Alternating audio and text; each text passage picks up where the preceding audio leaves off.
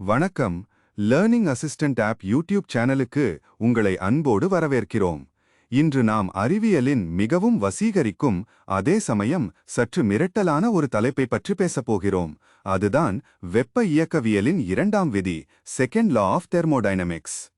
ஒரு நிமிடம் யோசித்து பாருங்கள். ஒரு சூடான காபி கப்பை மேஜை மீது வைத்திருக்கிறீர்கள். அரை மணி நேரம் கழித்து வந்து பார்த்தால் என்ன நடக்கும்? காபி ஆறிப்போயிருக்கும், இல்லையா? இது நமக்கு மிகவும் சாதாரணமான ஒரு விஷயமாக தோன்றலாம். ஆனால் ஏன் ஒருபோதும் ஆறிப்போன காபி தானாகவே அறையிலுள்ள வெப்பத்தை உறிஞ்சி மீண்டும் சூடாக மாறவில்லை? அல்லது ஒரு கண்ணாடியாலான குவளை தரையில் விழுந்து சிதறுகிறது என்று வைத்துக்கொள்வோம். அந்த துண்டுகள் எல்லாம் தானாகவே மீண்டும் ஒன்று சேர்ந்து ஒரு முழு குவளையாக மாறுவதை நீங்கள் எப்போதாவது பார்த்திருக்கிறீர்களா? இயற்பியலின் முதல் விதி, ஃபர்ஸ்ட் லா ஆஃப் தெர்மோடைனமிக்ஸ், என்ன சொல்கிறது? ஆற்றலை உருவாக்கவும் முடியாது, அழிக்கவும் முடியாது. அது ஒரு வடிவத்திலிருந்து மற்றொரு வடிவத்திற்கு மாறுகிறது என்று சொல்கிறது. இந்த விதியின்படி பார்த்தால் காஃபி சூடாவதிலோ அல்லது கண்ணாடி துண்டுகள் ஒன்று சேர்வதிலோ எந்த தவறும் இல்லை. ஆற்றல் அங்கே சமமாகத்தான் இருக்கும். ஆனால் நிஜ வாழ்க்கையில் இது நடப்பதில்லை. ஏன் பிரபஞ்சத்தில் சில விஷயங்கள் ஒரு திசையில் மட்டுமே நடக்கின்றன? காலத்தின் திசை, ஆரோ ஆஃப் டைம், எதை நோக்கி நகர்கிறது? இந்த மர்மமான கேள்விகளுக்கெல்லாம் விடைதான் வெப்ப இயக்கவியலின் இரண்டாம் விதி. இன்று நாம் இந்த விதியை வெறும் பாடப்புத்தக வரையறையாக பார்க்காமல் அதன் ஆழமான உட்பொருளை தேடி ஒரு பயணத்தை மேற்கொள்ளப் போகிறோம்.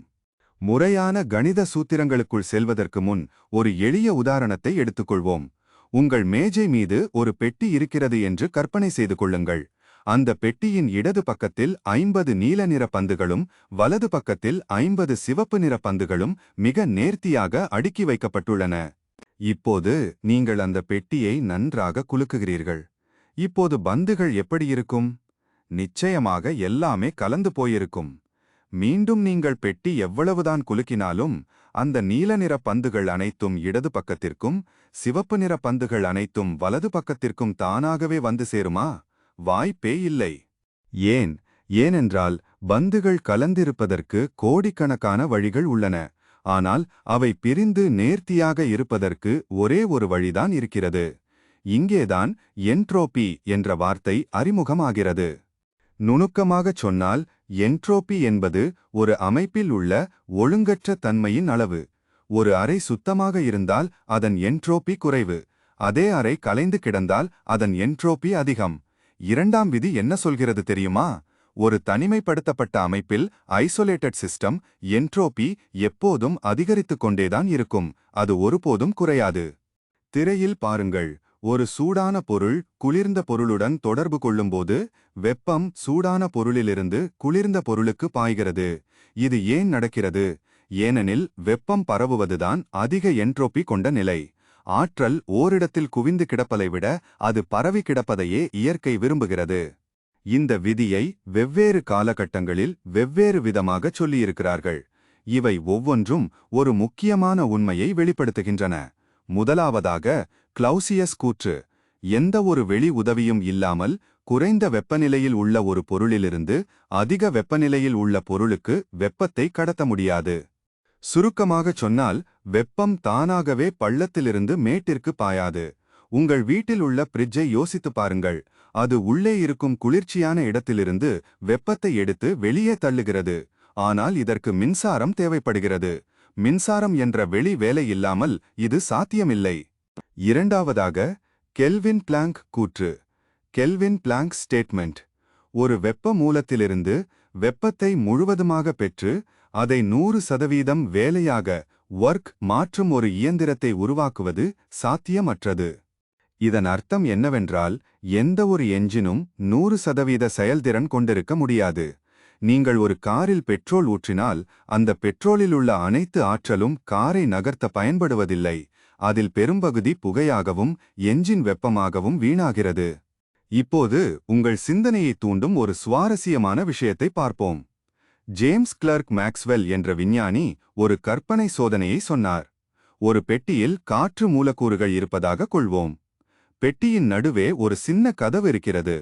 இந்த கதவை திறக்க ஒரு குட்டி பிசாசு அங்கே இருப்பதாக பிச்சைய வையுங்கள். வேகமாக வரும் மூலக்கூறுகளை ஒரு பக்கமும் மெதுவாக வரும் மூலக்கூறுகளை மறுபக்கமும் அந்த பிசாசு பிரித்து விடுகிறது என்று வைத்துக்கொள்வோம். இப்போது என்ன நடக்கும்? ஒரு பக்கம் வெப்பம் அதிகமாகும், வேகமான மூலக்கூறுகள். மறுபக்கம் குளிர்ச்சியாகும், மெதுவான மூலக்கூறுகள். இங்கே என்ட்ரோபி குறைகிறதே. அப்படியானால் இரண்டாம் விதி தவறுதானா? இல்லை. 1929இல் லியோ சிலார்ட் இதற்கு விடை தந்தார். அந்த பிசாசு மூலக்கூறுகளை பிரிவதற்கு முதலில் அவற்றை கவனித்து தகவலை சேகரிக்க வேண்டும்.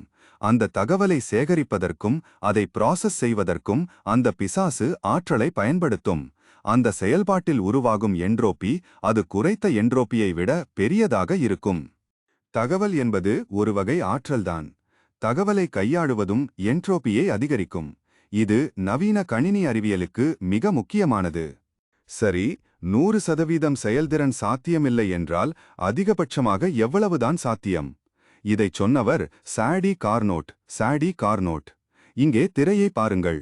கார்னோட் ஒரு கற்பனை இயந்திரத்தை உருவாக்கினார். இது வெப்பத்தை பெற்று வேலையாக மாற்றுகிறது. இதன் செயல்திறன் சூத்திரம் இதுதான். E=1 - T cold / T hot. இதன் மூலம் நாம் அறிவது என்னவென்றால், ஒரு இயந்திரம் வேலை செய்ய வேண்டுமானால் அங்கே ஒரு வெப்பநிலை வேறுபாடு டெம்பரேச்சர் கிரேடியன்ட் இருக்க வேண்டும். ஒரே வெப்பநிலையில் இருக்கும் ஒரு கடலிலிருந்து நீங்கள் வெப்பத்தை எடுத்து கப்பலை இயக்க முடியாது. பிரபஞ்சத்தின் என்ட்ரோபி தொடர்ந்து அதிகரித்துக் கொண்டே இருக்கிறது. விண்மீன்கள் எரிந்து தீர்கின்றன, விண்மீன் மண்டலங்கள் கலைகின்றன. ஒரு கட்டத்தில் பிரபஞ்சத்தில் உள்ள அனைத்து இடங்களிலும் வெப்பநிலை சமமாகிவிடும், தெர்மல் ஈக்விலிபிரியம். அப்போது என்ன நடக்கும்? எங்குமே வெப்பநிலை வேறுபாடு இருக்காது. வெப்பநிலை வேறுபாடு இல்லை என்றால் ஆற்றல் ஓடாது. ஆற்றல் ஓடவில்லை என்றால் எந்த வேலையும் நடக்காது.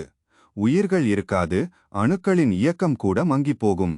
இதையே விஞ்ஞானிகள் பிரபஞ்சத்தின் வெப்ப மரணம், heat death of the universe என்று அழைக்கிறார்கள். இது ஏதோ நாளை நடக்கப் போகும் விஷயம் அல்ல.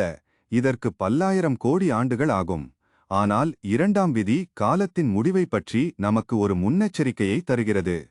நடைமுறை வாழ்க்கையில் இந்த விதி எங்கே பயன்படுகிறது? ஃப்ரிட்ஜ் மற்றும் ஏர் கண்டிஷனர் இவை இரண்டாம் விதிக்கு எதிராக செயல்படுவது போல தோன்றினாலும் இவை வேலை செய்ய வெளியே மின்சாரத்தை பயன்படுத்துகின்றன. உங்கள் ஏசி அறையை குளிர்விக்கிறது என்றால் அது அறையின் வெளியே உள்ள என்ட்ரோபியை இன்னும் அதிகமாக உயர்த்துகிறது என்று அர்த்தம். 2. ஆட்டோமொபைல் என்ஜின்கள். உங்கள் காரின் மைலேஜ் ஏன் ஒரு குறிப்பிட்ட அளவுக்கு மேல் அதிகரிக்க முடிவதற்கு இதுதான் காரணம்.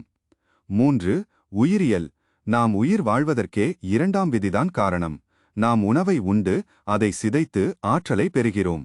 நாம் நம் உடலுக்குள் ஒழுங்கை பராமரிக்க நம்மை சுற்றியுள்ள சூழலில் ஒழுங்கின்மையை உருவாக்குகிறோம். வெப்ப இயக்கவியலின் இரண்டாம் விதி என்பது வெறும் வெப்பத்தை பற்றியது மட்டுமல்ல, அது மாற்றத்தை பற்றியது. அது ஏன் ஒரு முட்டை உடைந்தால் மீண்டும் ஒன்றாகாது என்பதையும், ஏன் நாம் இளமையாக இருந்து முதுமையை நோக்கி மட்டுமே செல்கிறோம் என்பதையும் விளக்குகிறது.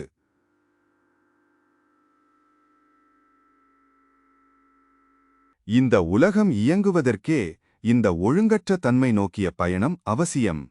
இந்த ஆழமான புரிதல் உங்களுக்கு இரண்டாம் விதியைப் பற்றிய புதிய பார்வையை தந்திருக்கும் என்று நம்புகிறேன். இதுபோன்ற சிக்கலான அறிவியல் தலைப்புகளை மிக எளிமையாகவும் ஆழமாகவும் புரிந்து கொள்ள லேர்னிங் அசிஸ்டன்ட் ஆப் உங்களுக்கு பெரிதும் உதவும். நமது இந்த யூடியூப் வீடியோ உங்களுக்கு பிடித்திருந்தால் மறக்காமல் லைக் செய்யுங்கள், உங்கள் நண்பர்களுடன் பகிர்ந்து கொள்ளுங்கள்.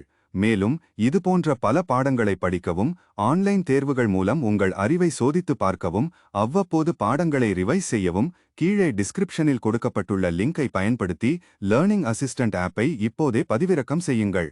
தொடர்ந்து கற்போம், வளர்வோம். நன்றி.